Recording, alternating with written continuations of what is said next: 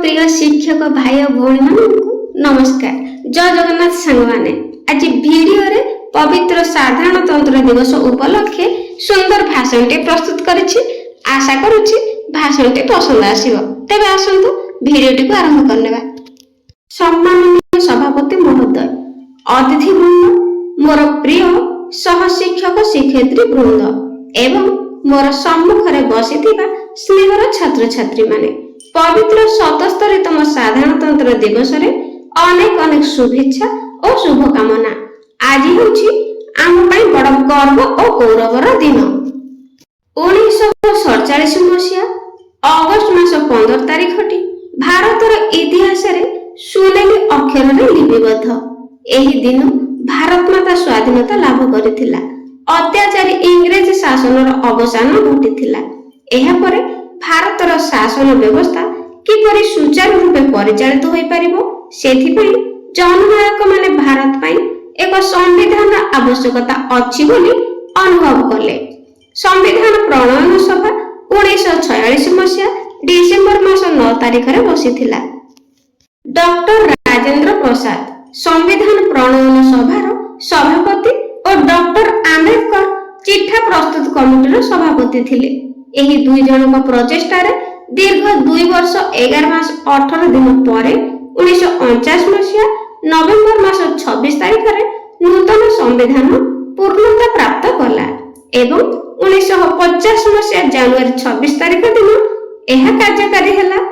भारत एक सार्वभौम समाजवादी धर्मनिरपेक्ष गणतांत्रिक राष्ट्र रूपे परिचित हैला। एथिरे 395 टी धारा, 8 टी अनुसूचित और 22 टी भाग थिबा भारतर सर्वबृहत लिखित संविधान।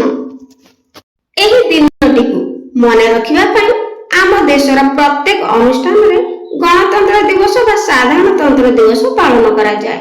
गण अर्थ लोक माने और तंत्र अर्थ शासन, जेउथिरे प्रत्येक व्यक्ति शासन रे अंश ग्रहण करिथांती। एहा केवल एक बही नुहे बरं एहा 140 कोटी लोकंकर आशा और आकांक्षार प्रतीक। Doctor B R. आंबेडकर नेतृत्व रे गठित एही संविधान आमको एक शक्तिशाली गणतंत्र भावे विश्व दरबार रे परिचित कराइछि। 2026 मसीहा रे आमे एक विकसित भारत आड़को अग्रसर हेउछु।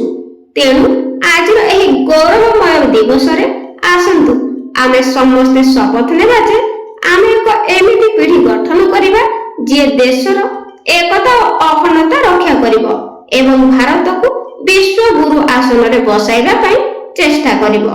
मु एतिकी कहिबि कि जेउ जातिर शिक्षा और संस्कृति जेते महान सेही जातिर साधारणतंत्र सेते बलवान। संविधान हेउछि भारतर अमूल्य रत्न। तेणु आमर प्रथम कर्तव्य होछि एही रत्नर सुरक्षा करिबा। जेउ उद्देश्य रे आम संविधान प्रणयन होइछि ताहाकु फलप्रद करिबा और भारत मार मान रक्षा करिबा। एही देश आमर, एही माटी आमर, एहार सम्मान रखिबा दायित्व आम समस्तଙ୍କର। एतिकी कहि मोर वक्तव्य शेष करूछि। जय हिंद, जय भारत। आशा करूछि भाषणटी पसंद आस्तिबो। तेबे कमेंट रे निश्चित जणाइबे। Thank you.